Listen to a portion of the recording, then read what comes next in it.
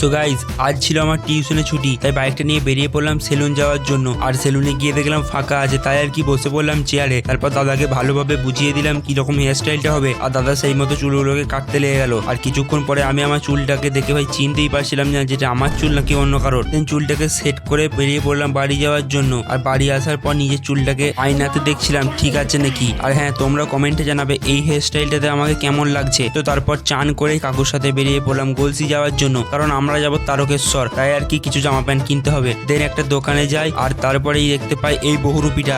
তো তারপর জামা প্যান্টগুলো নিয়ে দোকান থেকে বেরিয়ে চলে আসি আমার ছাতাটা সারাতে। আর ছাতা সারানো কমপ্লিট করে আমি চলে যাই বাস স্ট্যান্ডে। আর বাস স্ট্যান্ডে গিয়ে দেখতে পাই এই বাঁদরটাকে, যেটা বাইকের ওপর বসেছিল। আর ওটাকে দেখে আমি উঠে পড়ি বাসে। দেন বাস থেকে নেমে হাঁটতে হাঁটতে চলে আসি বাড়ি। দেন বাড়ি আসার পর লিখতে বসে যাই তোমাদের জন্য একটা ভিডিওর স্ক্রিপ্ট। তো আমি স্ক্রিপ্ট লিখি, তোমরা ততক্ষণে মিনি ব্লগসের জন্য ভিডিওটাকে লাইক করে চ্যানেলটাকে সাবস্ক্রাইব করে দাও।